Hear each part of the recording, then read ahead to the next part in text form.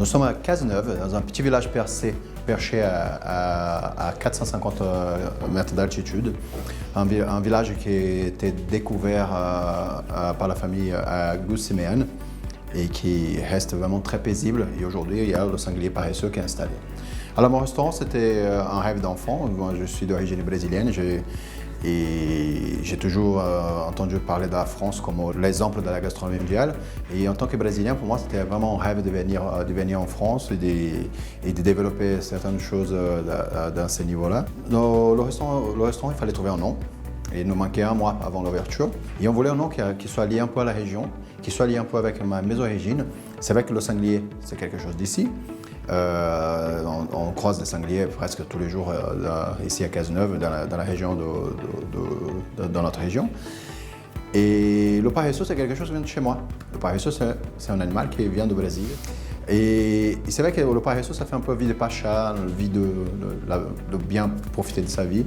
Et c'est vrai qu'aujourd'hui, on fait une cuisine on a envie que les gens viennent ici pour profiter et prendre du temps. Dans mon restaurant, j'aime bien une palette de couleurs dans l'assiette, avec plusieurs légumes. Un plat, la viande ou le poisson qui va venir avec une petite touche épicée, mais avec des jus bien justes, avec des cuissons justes, et voilà. Moi, j'ai appris la cuisine un peu au Brésil, mais là, au Brésil, on a une cuisine plutôt généraliste, un peu de cuisine française, un peu de cuisine italienne, un peu de cuisine internationale, on va dire comme ça. Mais en arrivant en France, il fallait que je me réveille au banc de l'école à 32 ans. Et pour une reconversion, parce que j'étais directeur, manager de grandes structures, et là, il fallait tout revoir, tout réapprendre. J'avais un très bon maître d'apprentissage à l'AFPA qui m'a permis à prendre goût à cette chose-là, parce que j'étais avec un très bon prof, très passionné. Et après, les stages que j'ai choisis pendant la formation m'ont permis de voir des très belles choses, parce que je suis parti dans des palaces, faire tous mes stages, mes apprentissages et voir un peu comment ça se passe dans le marché. Et c'est là que la passion elle a encore développé encore plus, quoi. Il fallait déjà, en tant qu'étranger, il fallait du vocabulaire. Il fallait connaître la base de la cuisine, les bases de la cuisine française, parce que ici, les Français sont nés là-dedans. Moi, je ne suis pas né dedans. Et il fallait que je m'imprègne de toute cette empreinte française de la cuisine que je n'avais pas. Et là, comme j'ai dit, quand on tombe avec un prof comme je l'ai eu, et quand on tombe avec des gens passionnés, des chefs que j'ai croisés dans mon parcours, dans mon apprentissage et dans mon parcours de cuisinier, on a un peu qu'à s'amuser à faire de la cuisine, quoi. Mais oui, je pouvais commencer sans cette bagage-là, mais il y aurait des lacunes. C'est le b.a.-ba, on peut pas construire une maison sans une bonne base. Et là, la cuisine, c'est pareil, si on n'a pas les bases, il faut oublier, parce que on peut tromper les clients une fois, deux fois, trois fois, mais il y a un moment qu'on va se rater, et on va se rater fort, et c'est là que parfois qu'on différencie les restaurateurs, les vrais, et les restaurateurs, les pas vrais. On peut pas se passer de la technique de base, parce qu'en pâtissier, même dans ma formation, je suis passé par la pâtisserie pour parler de la cuisine, pour faire un tour sur la pâtisserie. Et si on ne connaît pas un fond de sauce, si on ne connaît pas une cuisson de volaille, si on ne connaît pas les volailles, si on ne connaît pas les pièces de boucherie et tout ça, c'est difficile.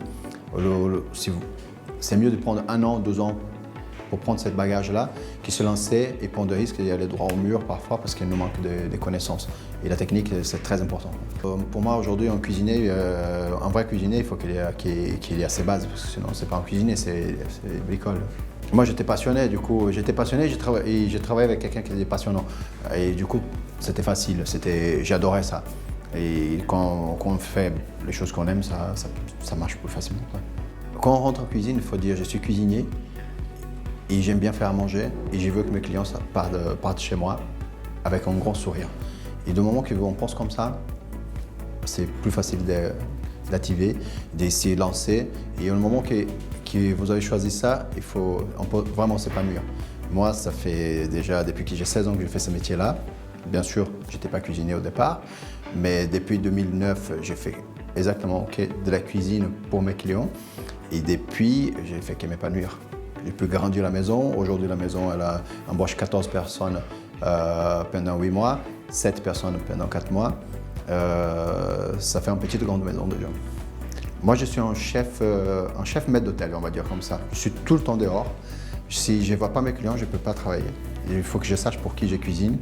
Et quand on voit les visages, c'est plus facile de donner de l'envie, d'avoir l'envie, de transmettre cette envie et transmettre les ressentis des clients à ma brigade. Et les clients, ils adorent voir le chef en salle, ils vont discuter, on échange des recettes, c'est super agréable, quoi. L'échange, elle est là. Après, il y a tout le côté business de la chose qui est très bien, mais le côté humain, c'est encore meilleur. C'est une passion et c'est de partage, parce qu'on peut faire de la cuisine, mais si on fait de la cuisine pour personne, ça ne sert à rien. Il faut faire pour quelqu'un. Et si on fait pour quelqu'un, il faut respecter cette personne-là.